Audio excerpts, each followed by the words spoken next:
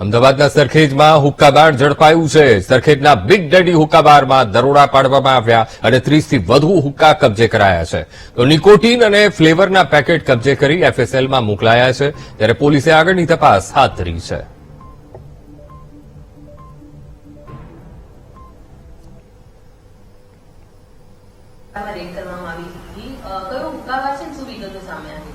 અમોદપુરા VIP road છે, ત્યાં big daddy હુક્કા બાર છે, એની અંદર 4 ઇસમો હુક્કો પી રહ્યા હતા।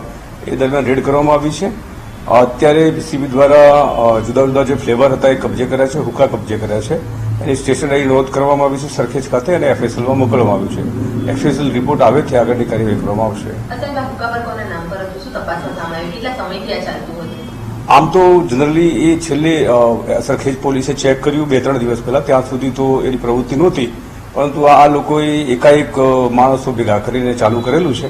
ભાવિન પટેલ કરીને એનો માલિક છે।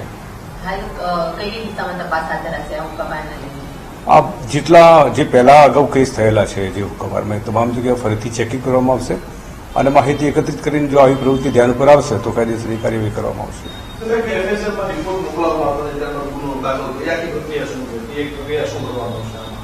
એમાં એવું છે કે અહીંથી જે ફ્લેવર કબજે કરવામાં આવે છે એફએસએલમાં મોકલવામાં આવ્યું છે અને એફએસએલમાં જો નિકોટીનનું પ્રમાણ આવશે તો નિકોટીન તમાકુ અધિનિયમ પ્રમાણે કાર્યવાહી કરવામાં આવશે।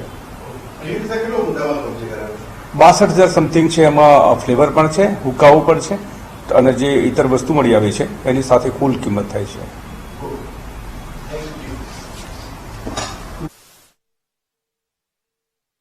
અમદાવાદમાં ફરી એક વખત ગેરકાયદેસર હુક્કા બારનો પર્દાફાશ થયો છે। પીસીબી દ્વારા આ હુક્કા બાર ઉપર રેડ કરવામાં આવી છે।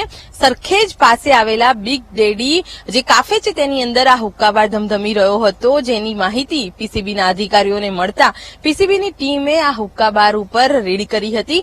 મહત્વનું છે કે જ્યારે રેડ કરવામાં આવી ત્યારે 30 થી વધુ જેટલા હુક્કા કબજે કરવામાં આવ્યા હતા, સાથે નિકોટીનને લઈને અને ખાસ તો ફ્લેવરના જે પેકેટ છે તે પણ જપ્ત કરવામાં આવ્યા છે। હાલ તો નિકોટીનના જે પેકેટ છે તેને એફએસએલમાં મોકલવામાં આવ્યા છે, પરંતુ સૌથી મહત્વની બાબત એ છે કે આ જે માલિક જે ભાવિન પટેલ છે તેના દ્વારા છેલ્લા ઘણા સમયથી આ હુક્કા બાર ચલાવવામાં આવતું હતું અને જેને લઈને પણ હાલ તપાસ કરવામાં આવી રહી છે। આ હુક્કા બારનું આ જે ઘટનાસ્થળ છે, આ જે દ્રશ્યોમાં જોવા મળી રહ્યું છે કે મોટા પ્રમાણમાં હુક્કા બાર જોવા મળી રહ્યો છે। રાત્રે જયારે રેડ કરી હતી ત્યારે મોટી સંખ્યામાં યુવક યુવતીઓ પણ હાજર હોવાની શક્યતા અત્યારે વ્યક્ત કરવામાં આવી રહી છે, પરંતુ પોલીસની રેડ બાદ જે નાસભાગ મચી ગઈ હતી। હાલ તો પોલીસે આ સમગ્ર મામલે હુક્કાબારને લઈને ગુનો દાખલ કર્યો છે અને જે ભાવિન પટેલ જે સંચાલક છે હુક્કાબારના તેને લઈને વધુ તપાસ હાથ ધરી છે।